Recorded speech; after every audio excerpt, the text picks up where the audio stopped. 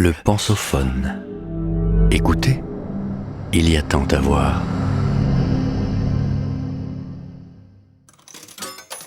Plan de relance économique, d'où vient l'argent ?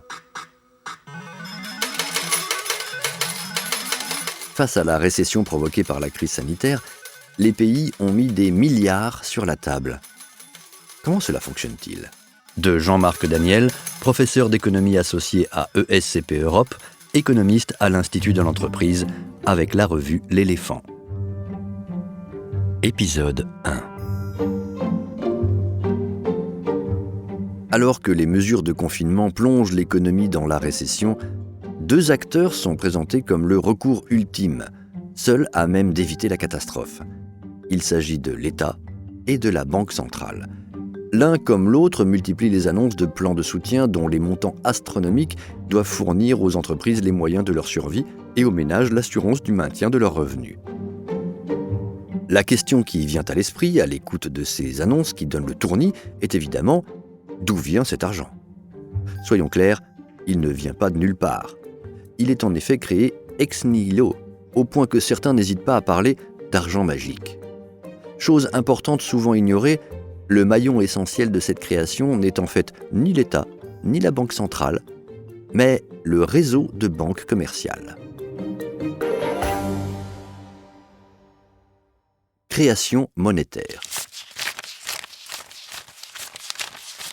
Pour bien comprendre cela, il faut revenir sur le mécanisme de création de monnaie.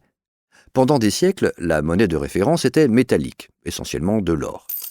Sa quantité sur un territoire donné, que l'on appelle la masse monétaire, et qui représente la capacité de dépense des agents économiques, n'augmentait qu'à la suite de la découverte d'un filon ou du fait d'un transfert de monnaie venant d'un autre pays suite à des excédents commerciaux. La nature de la masse monétaire, et donc l'évolution de son volume, ont changé avec l'apparition des banques. La difficulté à transporter l'or physiquement a en effet conduit à lui substituer dans les déplacements des billets à ordre. Ceux-ci pouvaient être échangés en tout lieu bénéficiant de la présence d'une agence bancaire contre de l'or. La banque initiale est donc un organisme qui reçoit des dépôts sous forme d'or et met en circulation des billets aussi bons que l'or.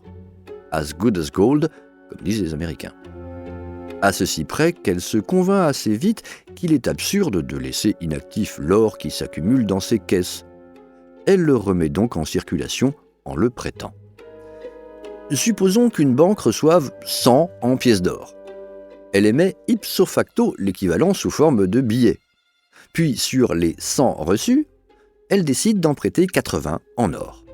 L'emprunteur, pour des raisons de commodité d'usage et de transport, lui rapporte cet or et demande des billets.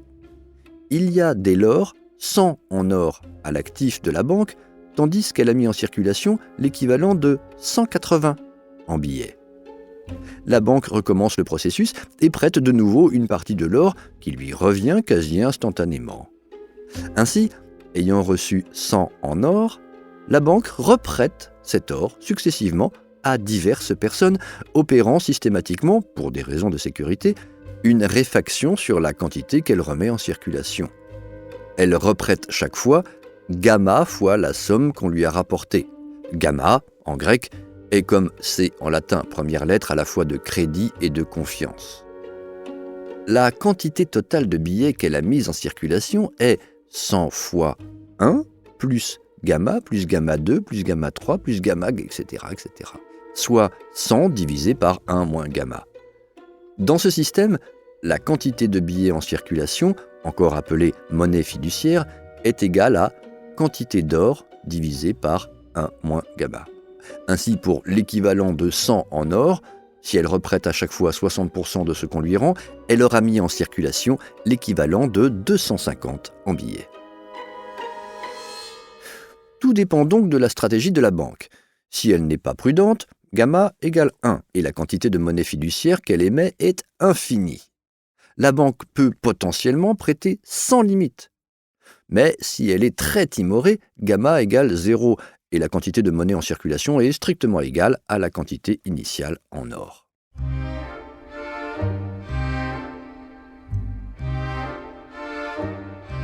L'usage de la monnaie métallique a donc favorisé l'émergence d'une structure bancaire créant de la monnaie sous forme fiduciaire selon ce schéma dépôt-crédit-dépôt.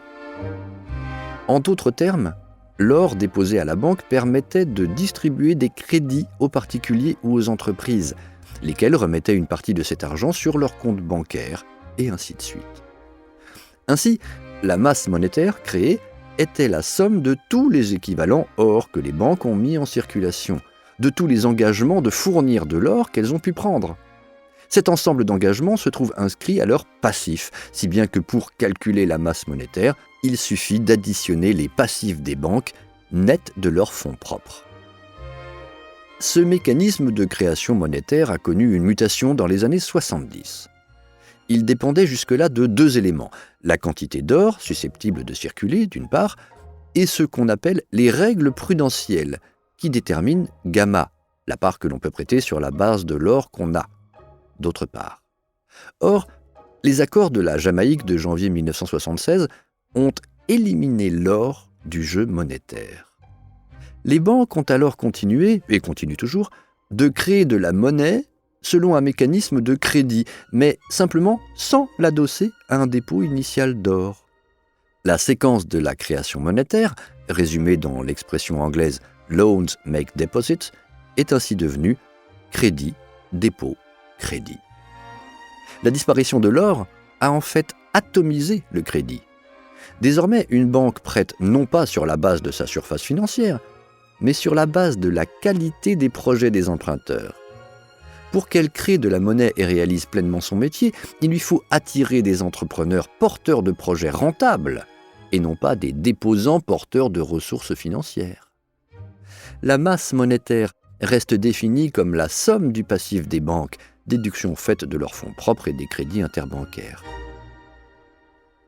En France, la masse monétaire, juste avant le confinement, s'établissait à 2 500 milliards d'euros.